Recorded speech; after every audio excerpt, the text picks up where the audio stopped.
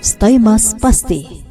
Pemberdayaan aktif, solidaritas, terdidik, dan islami.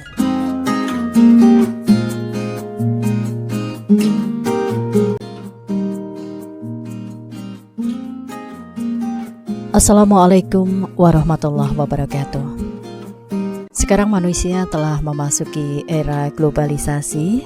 Mau tidak mau, kehidupan manusia menjadi semakin maju dan berkembang, yang ditandai dengan berkembangnya alat elektronik sehingga memudahkan manusia untuk mendapatkan informasi.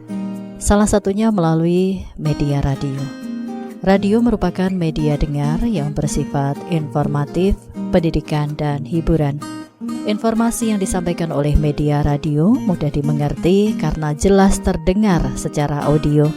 Kehadiran radio menjadi bagian yang sangat penting sebagai sarana untuk berinteraksi satu dengan yang lainnya dalam berbagai hal yang menyangkut perbedaan dan persamaan persepsi suatu isu yang terjadi di belahan dunia. Salah satu aspek yang dapat menentukan keberhasilan radio adalah berkaitan dengan program-program acara yang disiarkan. Jika program yang disiarkan tersebut tidak sesuai dengan masyarakat inginkan, maka sikap yang akan terjadi adalah memindah gelombang ke stasiun radio yang lain, atau bahkan masyarakat bisa bersikap antipati terhadap stasiun radio tersebut yang tidak disuka karena tidak dapat memenuhi harapan dan kebutuhan masyarakat.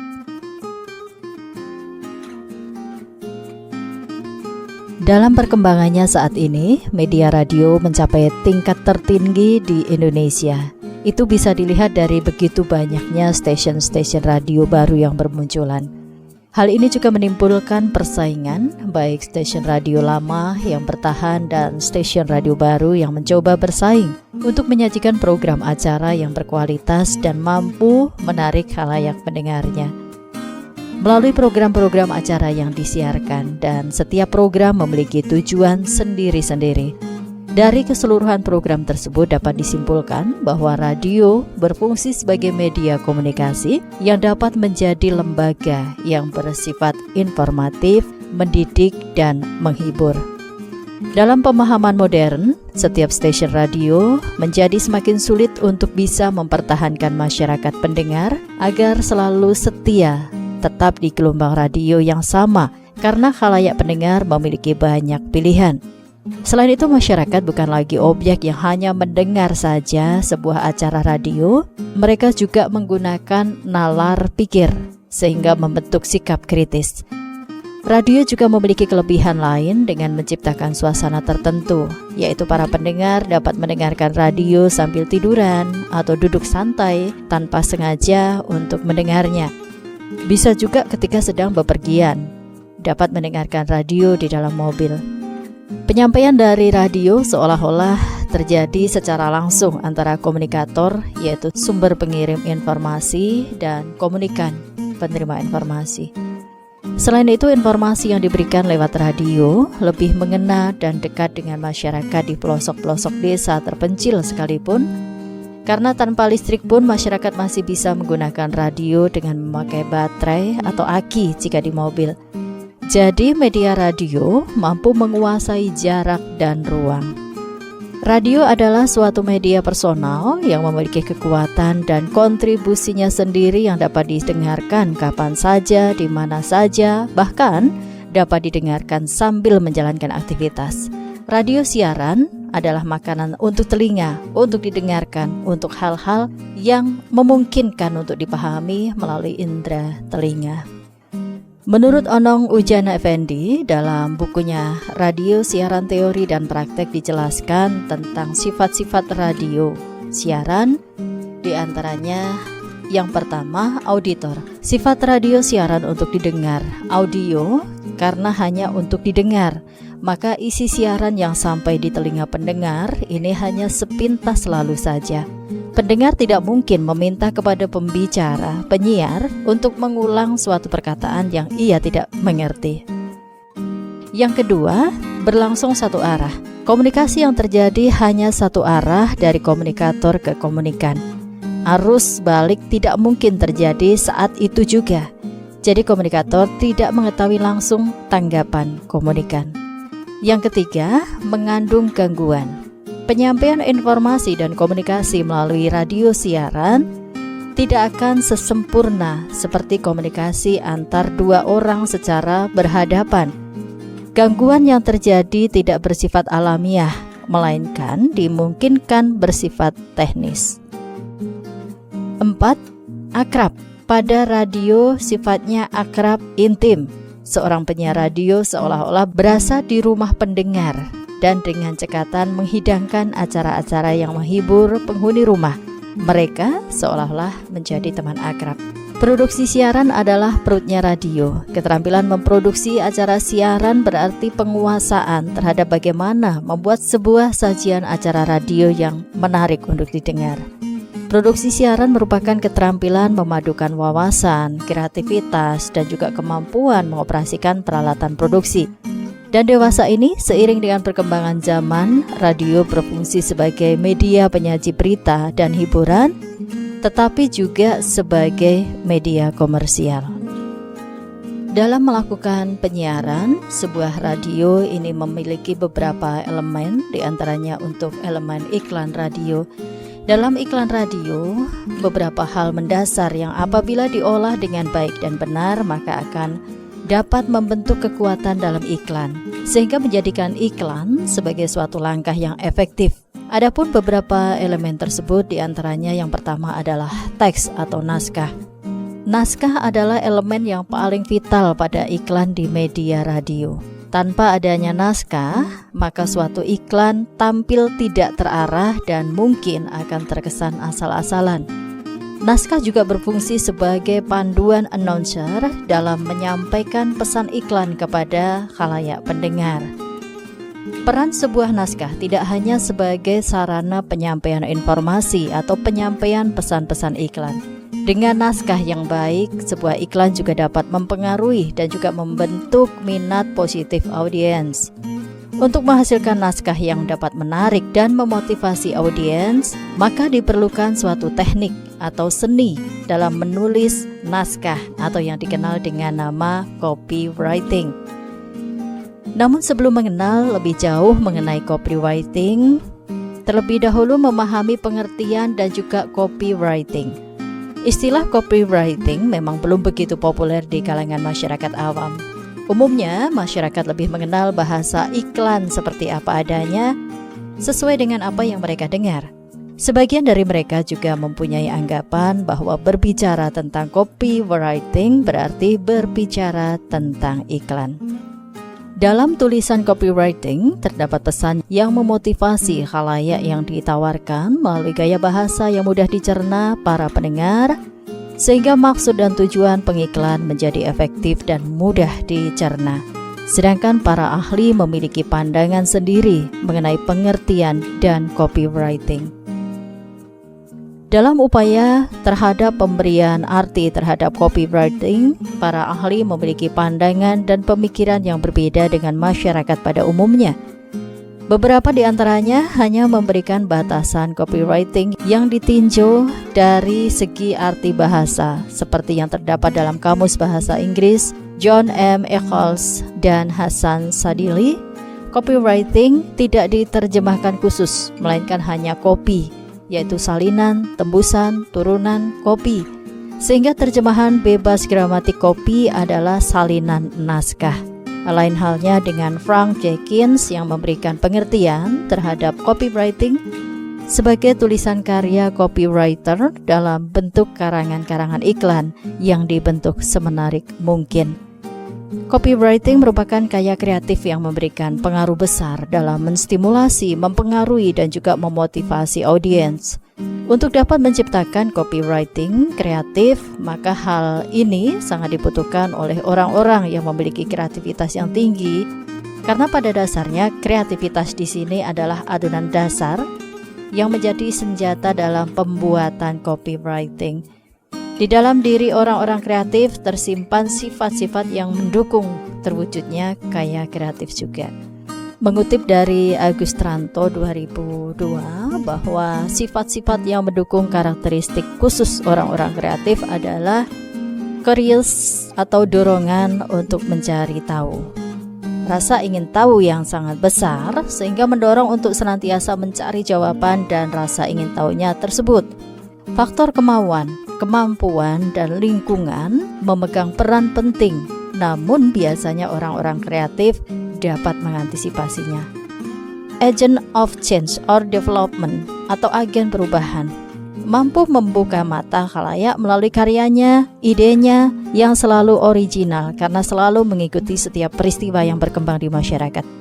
Open mind atau bersikap terbuka, seorang yang kreatif selalu dapat beradaptasi dengan lingkungan dan sangat peduli terhadap perkembangan yang terjadi di masyarakat.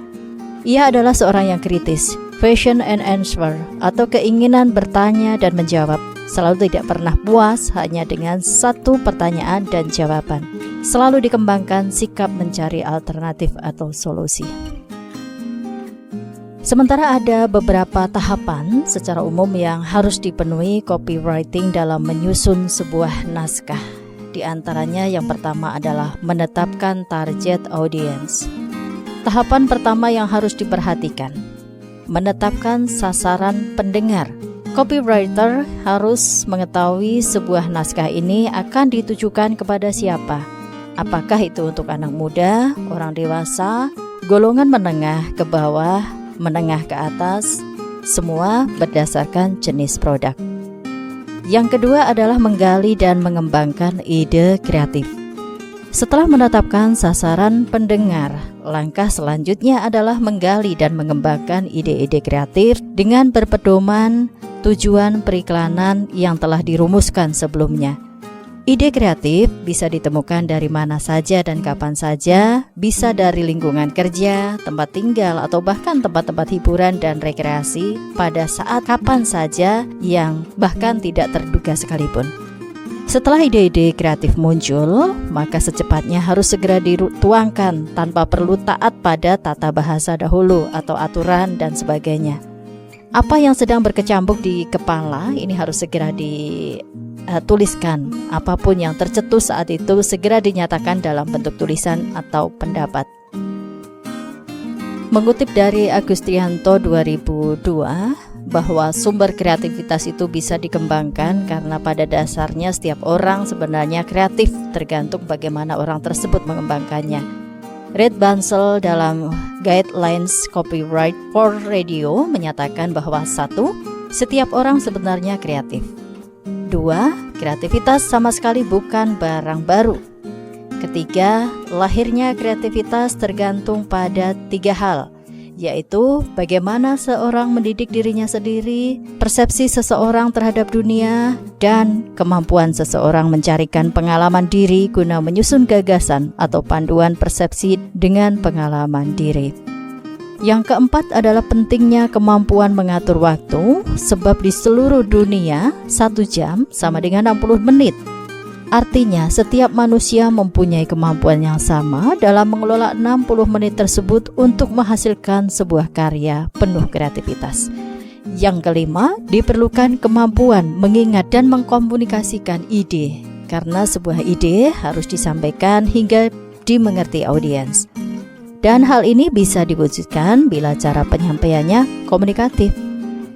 Yang keenam, biasakan menulis segera setelah berkecamuk di kepala dan di hati dalam bentuk tulisan.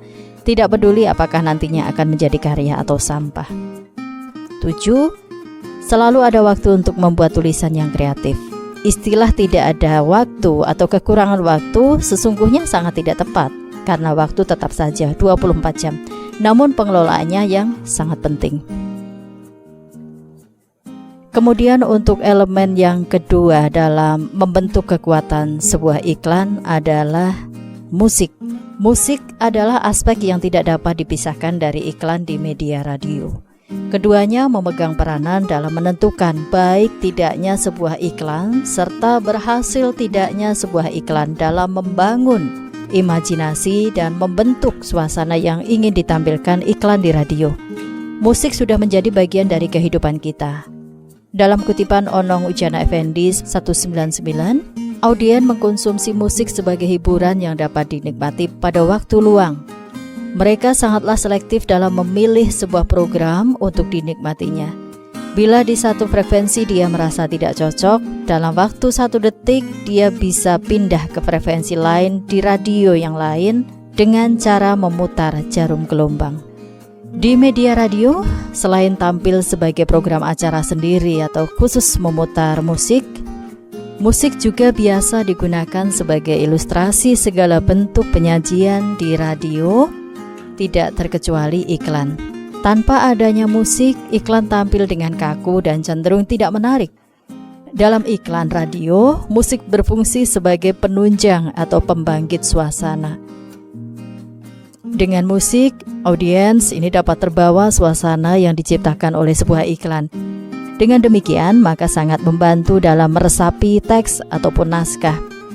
Untuk itu, penggunaan musik harus disesuaikan dengan naskah iklan agar dapat memberikan kesempurnaan dan kekuatan pada iklan yang ingin ditampilkan. Untuk musik sendiri dalam penggunaannya ini sebagai backsound. Yang pertama, backsound musik ini digunakan sebagai ilustrasi atau latar belakang, sebagai penggambaran suasana dan iklan yang disajikan, dan juga sebagai variasi agar iklan tersebut tidak terkesan monoton. Yang harus diperhatikan dalam penggunaan backsound ini diantaranya, yang pertama, karena fungsinya memang sebagai pendukung dalam penggambaran suasana, maka dalam penggunaannya pun harus disesuaikan dengan teks, agar pendengar dapat membayangkan dan juga berimajinasi seperti apakah suasana yang ingin ditampilkan dalam sebuah iklan. Yang kedua, jangan menggunakan backsound terlalu keras atau terlalu lemah. Penggunaan backsound terlalu keras ini akan menyamarkan naskah atau teks ya, sehingga menyebabkan perhatian pendengar pecah. Sedangkan apabila backsoundnya terlalu lemah, akan menyebabkan penggambaran suasananya juga kurang mengena karena musik yang terdengar kurang jelas.